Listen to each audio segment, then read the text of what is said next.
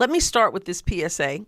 This account on TikTok is not me. I don't post anything on TikTok. But once again, I have found out that I am being impersonated. I'm going to deal with this aggressively, but I want to make sure you know. So go on over to TikTok, report this account as an impersonation account. I'm going to push back against people using my name, my image, my likeness, and my hard work. So if you're watching, wherever you are, you need to get it together because I'm coming for you. And by coming for you, I mean legally.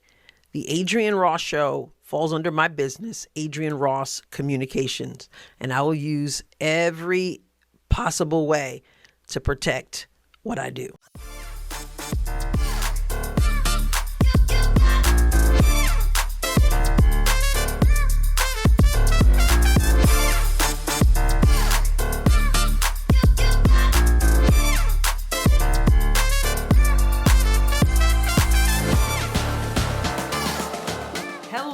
And welcome to another episode of the Adrienne Ross Show, where sports and culture connect. Well, here I am with this big old note in front of me. I told you all in a recent video, and I told you in the live stream during the Indiana Fever Atlanta game that I'm still being impersonated again.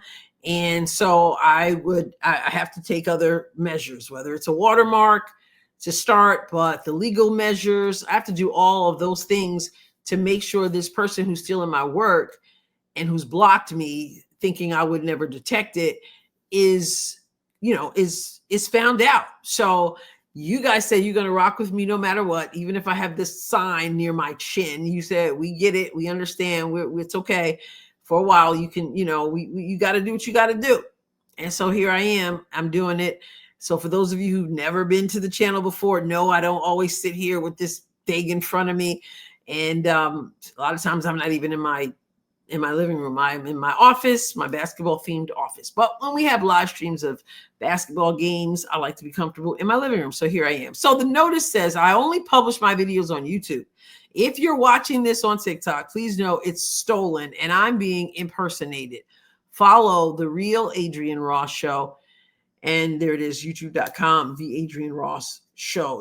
As I showed you at the opening, there is this account, and there may be more, but this is the one I'm aware of, and totally acting like it's me. Block me so I can't see it, but I always find out because somebody always says, oh, I love your TikToks. And I'm like, what? I don't have any TikToks. I do have a TikTok. I do have a TikTok account called Real Adrienne Ross Show. And I have nothing posted there. I just made that several months ago when I found out before that I was being impersonated. So I created this account because I just found out I'm being impersonated here. But people are thinking they're communicating with me and this other person is just being evil. So for now, we're going to do this. And if you're watching this, thief, this might be a good time for you to stop. Okay, we're starting with this. So hopefully you get the message. Okay, moving on. Well, actually, before I move on, I just want to say thank you for your patience through this. And you might see little different things. I might have this up like this. I might switch over to something scrolling. I just want to make sure something is in every frame so that when they try to pick and choose what they're going to use, they're always going to see this message. All right, so thank you. I'm so sorry, but we got to do it. Okay, let's talk about the Indiana Fever game against the Atlanta Dream. Very great comeback. I'll start with that positive. Great comeback to this game. Not enough left in the tank, not enough time on the clock, not enough opportunities at the end to make it happen. And so the Fever ended up losing this game 90-91 to the Atlanta Dream. And again, with the positive, I have to say that remember Amber Cox and Kelly Krauskopf and Stephanie White talked about the big three. They're constantly talking about the big three.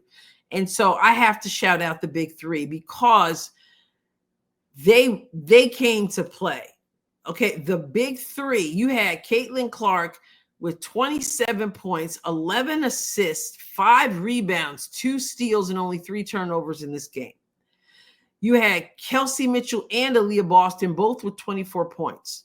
Kelsey Mitchell had 2 assists and a steal to go with her 24 points, and Aaliyah Boston has been playing. Last game was the first game of the season against the Chicago Sky. She had 19 points. In this game, 24 points, 4 assists, 10 rebounds, 2 blocks. I mean, just looking extremely good. And so that's good news, but it's also sad news because you can't really ask them to play any better than this. To play so well and then not be able to get the win is a big blow. To come back from, was it 12 down at one point? My number might be a little bit off, but from double digits and outscore this Atlanta Dream by 10 in the fourth quarter is still not be able to make it happen. It's like a blow, right? But for those of you who are like, oh my goodness, it's over, they can't do it. This is the second game of the season. Like, for real. We always said it's going to take time to gel. We always said there's going to be ebbs and flows, and you just got to, you got to understand that. That's how the game works. So Caitlin, with her 27, and 11, she ended up moving, is it second place in 2010 games? I think it's second place, and she did it in 41 or 42 games, and others took them hundreds of games. I mean, people having conversations and acting like Caitlin Clark isn't the best point guard in this league and one of the very best players, if not the best player in this league. You're not paying attention. What she's doing is just phenomenal. But they couldn't get it done. They looked out of sync. The vets got to step up. And again, the free throws are abysmal. I mean, games are won and lost at the free throw line. And if you calculate the amount of free throws that Atlanta missed versus the amount of free throws that Indiana missed, if they had all made the free throws, my calculation says Indiana Fever would have won the game by 1. If I have that right. Let's just make sure I have that right. We have the Dream having missed, how many free throws? They missed 7 free throws. So their score would have been 98. And then the Fever missed 10 free throws. So their score would have been 100. So 2 points. So it would have been 98 to 100 free throws right there.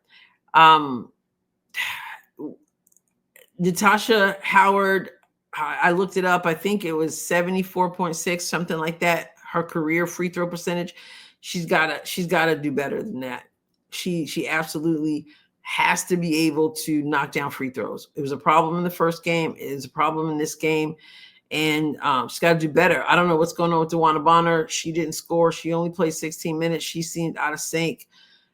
Just not good. Just not good. Brianna Turner, I mean, again, she made some good plays, but I mean, she's got to do better as well. And Sophie, of course, is not playing yet with the injury. So there's that. The officiating was horrendous. And I don't like to blame a lot of things, everything on officials, but when these officials were challenged 3 times and in one quarter, if I remember right. 2 of them were Stephanie White. And then the other one was from the Atlanta coach. And the officials lost all 3. When they got to the second one, I said, listen, when you mess up with 2, they need to have officials waiting in the wings, pull them in, and you can go home, because apparently this is not your night. And then it happened again. And I'm thinking, what are you doing here? The officials were horrible. And they did a disservice to the Fever. And even Debbie Antonelli, who was helping to call the game, said at one point it was a jump ball because the ball got tied up, and all of a sudden they're shooting free throws, meaning Atlanta. And she's going, how do you go from a jump ball to all of a sudden they're getting to shoot free throws? Just not cool at all. Missed calls, bad calls. it just wasn't good, and obviously overturned via people having to waste challenges because y'all just bad. Um, Atlanta went to the line 32 times. Indiana went to the line 26 times. Ah, man, Indiana didn't shoot bad per se. I mean, 48.5% and to Atlanta's 42.6%. But overall, Atlanta is a better team than people probably thought. Um, Brittany Griner played big and was very difficult to guard. She had, let me see, Brittany Griner had, let me find this. She had 21 points on 8 for 13 shooting. And Brianna Jones, my goodness, like a beast down low. She was, I mean, DeWanna Bonner probably sat so much because Brianna Jones was just, I mean, yeah, DeWanna Bonner probably sat so much because Brianna Jones was just banging. I mean, she's just a bear, and she had 19 points. So she was tough, and they were guarding CC 94 feet. So taking the ball out of her hand, and it was tough. But Caitlin was Caitlin and did Caitlin things. I got no problem with Caitlin in this game. But this team is going to have to gel, going to have to do better. That's going to come with time. Don't be falling apart. You see it in the chat. Like 1 minute goes by in the games, and people are like, they're never going to win a championship this year. They're not going to. And I'm like, guys, this is. And then the end of the game, they're down 9 late in the game, and they they come back and they had an opportunity. They took the lead briefly, but missed free throws and then missed shots at the end of the game. So we're going to take a look at the last play of this game and how it came down. But yeah, that was one of those gut punch losses because you come back so hard and you play, your big three play so big, and you just can't get it done. And when some of it is like bunny shots, and yeah, but it's early. And sometimes it's good to get this loss, get the monkey off your back. Oh my goodness, did I say monkey? I totally didn't plan that, but I better not say that, right? Bump that political correctness. I wasn't even thinking about the other thing, but there, whatever. You got to kind of get the monkey off your back. And that, some people were like, I never was saying it, but some people were like, oh, they're going to be undefeated and stuff like that. Sometimes it's better to get that out of the way. You got the loss, and now you can look at it. You can assess it. You can make adjustments. You're not worried about being undefeated. You're just you're just focused on getting better every day, getting wins in. It was not pretty, even the comeback, right? And as I said during the chat, I would rather have an ugly win than a pretty loss. But in this case, it was an ugly loss in many ways. So the last play, let me set up for you what's going on at the last play. Atlanta had regained the lead, which Indiana briefly had at the end. There's a little over 9 seconds on the game clock. The score is Indiana 90, Atlanta 91.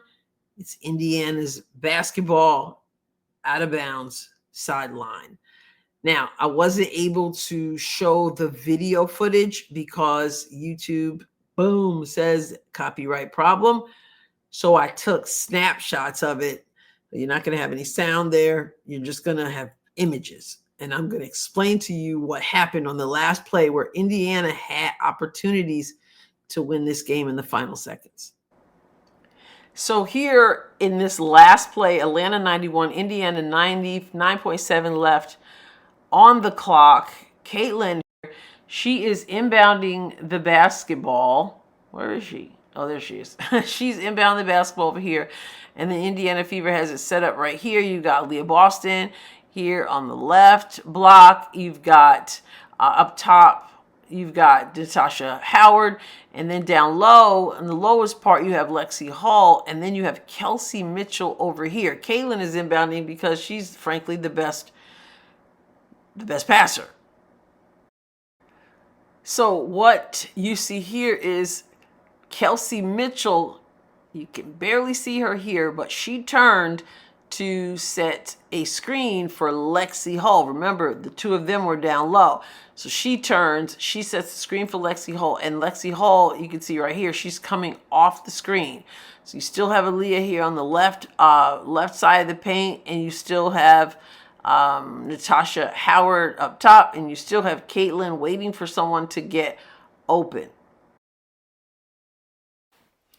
So what you didn't see is that once Kelsey Mitchell set the screen for Lexi Hull to come up top, Kelsey then went across the lane to set the screen for Aaliyah Boston. You can sort of see her in this still image. So she's setting that screen so Aaliyah Boston can go to the other side of the lane, because the plan was to get the ball from Caitlin into Aaliyah Boston, who was cooking that night. So you wanted to get her across the lane, hit her with the pass. The problem with the plan is that Aaliyah Boston, even with the screen, couldn't get open. And if you were watching the game, and if I could play the audio now without getting in trouble from YouTube, you would hear the announcer say there's a lot of holding going on down low, because Aaliyah Boston was actually being held as she was trying to come across the lane, and the officials did not call it. So Caitlin is still sideline, out of bounds. Lexi Hull came up top, but the plan, obviously with 9.7, would be to give the ball to Aaliyah Boston down low, higher percentage shot, and she's cooking from down there, but she was being held, so that didn't work. So here you see Aaliyah Boston. She is covered because Brianna Jones has her hand in the passing lane. So Caitlin can't get it to her, as I said. And now you see Lexi Hull all the way up here at top. Some people would say that Lexi Hull was open, but really not, because that pass is not going to make it here from Caitlin to Lexi. It's going to be intercepted, and then it's going to go in the other direction. So what you do is you have Natasha Howard, who is now going to cut down low off another screen from Lexi, not from Lexi, but another screen from Kelsey Mitchell. So Kelsey just screening everybody. So she screens there, and Natasha Howard, she screens up top. Natasha Howard's going to go down low, and Caitlin's going to have to try to get the pass all the way over to Natasha, because she's going to be the only one available, and even that is a tall order. So Caitlin is still out of bounds, and you can see that Aaliyah Boston is out of it now. She's on the perimeter closest to Caitlin. You have up top, you have Kelsey Mitchell. She's up there, but she's well covered. And then on the left perimeter area, you have Lexi Hull. And now you've got Natasha Howard, who's also being guarded closely. So your only hope is to try to get it over the top to Natasha. So you see Natasha Howard grabbing that pass. CC was able to deliver it all the way over to her. And she's got defense on her, but she's got the ball in her hand, and she's close to the basket, and the team can go up one if they can score here. Natasha Howard makes a move to the basket. The way she was being played, she was being given the lane, so she was going to go to the right into the lane as opposed to going baseline. And she made a move, and you can see from that picture, although it may be hard to see, I believe that's Brianna Jones, who puts her hand right on that ball and keeps Natasha from being able to score. She blocks the shot there. Despite being blocked originally, the ball ends up in Natasha's hands, and she's got a short shot to drop from the right short corner, and unfortunately she isn't able to hit that shot. And here, with 3.7 seconds on the clock, Atlanta secures the rebound. And after the rebound is secured, As you can see here in this image, 1.6 seconds left. The pass is going to go ahead. Indiana was too far behind to catch up to try to foul. And that's how the game ends. 91 Atlanta, 90 Indiana. So as you saw there, the Fever had opportunities to win this game in the final seconds, were not able to pull it off. And it ended up being an ugly loss. Like I said, I would prefer to have a pretty win, but I would take an ugly win over a pretty loss any day. In this case, it happened to be an ugly loss. But all is not lost. This team is just getting started, just gelling. Don't freak out, right? So now they have to prepare to play this same team on Thursday, this time in Atlanta. So they're going to have to be able to watch some film somehow, put some things into place, because if it ain't broke, don't fix it. And Atlanta realized how to deal with the Fever defensively. So if it ain't broke, don't fix it. They can expect that again. Indiana's going to have to do a better job being in sync defensively themselves. And then offensively, they've got to be able to produce with all the pressure that's coming on them. Like Stephanie Weiss said, people are going to be physical with them. They're going to have to be able to do that. And they're also going to have to be able to defend so they can get out and run. But this Atlanta team, a lot better probably than people thought. Brittany Griner looks like she bought some pep in her step somewhere. Brianna Jones is like a baby Alyssa Thomas. I mean, she's not like a baby anything. Like, she's quite the body to be having to bang against. And Alicia Gray, my goodness, Alicia Gray is Alicia Gray. She's amazing. So the Fever is amazing also. Don't forget that just because of one loss. They'll be fine, and they're going to have to get it together, and they have to get it together quickly, because that's how it works in this league. So many games back to back. So Thursday night, another game, same team, this time a win. How about that? And y'all can leave home the officials who aren't ready. Can we get some officials to know what they're doing? We got to knock down shots, bunnies. You can't be missing layups, and you got to make your free throws, like, for real. That's the difference in this game right here. Even with Atlanta's defense and with Indiana being out of sync, and DeWanna Bonner not playing well. I mean, or not playing much, I should say. And Brianna Turner, leaves a little bit much to be desired, at least in this game. Even so, this was Indiana's game to win after that comeback. So there's something positive to be taken away from that, but got to do better. Simple as that. Okay, I will catch you next time, God willing. God bless you abundantly.